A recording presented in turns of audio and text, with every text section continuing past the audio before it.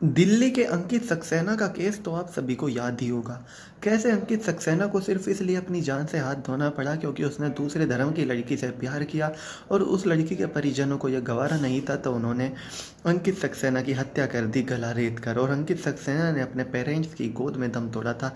वो कहानी इतनी दर्दनाक थी कि देश में इतनी ज़्यादा शेयर हुई कि हर कोई चाहता था कि जिन्होंने ये किया उनको फांसी मिले, लेकिन आज उस केस का क्या चल रहा है काफ़ी कम लोगों को पता है। लेकिन अब इस तरह का केस फिर से दिल्ली में रिपीट हुआ है। हालांकि इस तरह के केस तो होते रहते हैं, लेकिन अगर एक बार धर्म बदल जाए, वैसे तो लोग कहते हैं कि मोहब्बत में धर्म को नहीं देखना चाहिए, लेकिन अफसोस की बात यह है कि ये बात लोग जब तक कहते हैं जब तक एक विशेष धर्म का लड़का हो और एक आम धर्म की लड़की हो। लेकिन जब ये किस केस ये सिनेरियो इंटरचेंज हो जाता है और लड़की विशेष धर्म वाली होती है, तो लोग मार काट पर उतारू होते हैं और किसी भी कीमत पर उस लड़की को मार डालना चाहते हैं।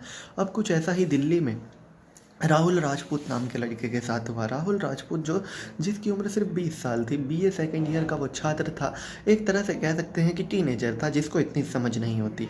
वो अब एक दूसरे धर्म की लड़की से प्यार करता था। अगर उस लड़की के परिजनों को दिक्कत थी तो तरीके बहुत थे उन दोनों को अलग करने के। वो राहुल के पिता से बात कर सकते थे, लेकिन राहुल को 2-3 थप्पड़ मार सकते थे शायद, उससे राहुल समझ जाता। लेकिन नहीं, उस लड़की के परिजनों ने जो तरीका अपनाया वो बेहद सोच के परे था। उन्होंने राहुल राजपूत की 7 लोगों ने जब तक पिटाई की जब तक वो मर नहीं गया, और राहुल राजपूत को मारने के इरादे से उस पर हमला बोल दिया। और हैरानी की बात तो ये है कि बॉलीवुड इंटेलेक्चुअल्स जो आमतौर पर इन केस में सबसे पहले बोलते हैं, उनके मुंह बिल्कुल बंद है। अगर यही केस इंटरचेंज हो जाता, लड़का और लड़की का धर्म इंटरचेंज हो जाता, तो वो लोग सबसे पहले बोलते नजर आते और लड़के के लिए इंसाफ मांगते।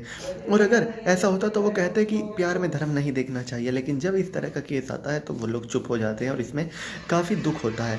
और सिर्फ ये लोग नहीं, केंद्र सरकार से लेकर राज्य सरकारें का भी एक ही रवैया रहता है और उनकी वजह से इस तरह के केसेस बढ़ रही हैं, क्योंकि केंद्र सरकार की तरफ से कोई ऐसा कानून नहीं है जिसमें इस तरह से जो किलिंग हो जाती है कि एक लड़का दूसरे समुदाय की लड़की से प्यार करता था और उसकी किलिंग हो गई। और इसके बावजूद 6 से 7 लोग हैं, तो आप देखिएगा इस केस में 2-3 साल बाद आपको पता चलेगा कि 1-2 के अलावा बाकी सबको जमानत मिल चुकी है और उनको साइड वाला अपराधी दिखा दिया गया है। कई बार पुलिस ऐसा करती है कि बाकियों को साइड वाला अपराधी दिखा देती है और उनको मेन अपराधी नहीं दिखाती, जिस वजह से काफ़ी जल्दी उन लोगों को जमानत मिल जाती है। और यही सिनेरियो हर बार रिपीट होता जाता है। और इस बीच हम हर बार सोशल मीडिया पर कभी किसी राहुल राजपूत के लिए तो कभी किसी अंकित सक्सेना के लिए इंसाफ मांगते हैं, लेकिन हकीकत में क्या वाकई में उनको इंसाफ मिलता है?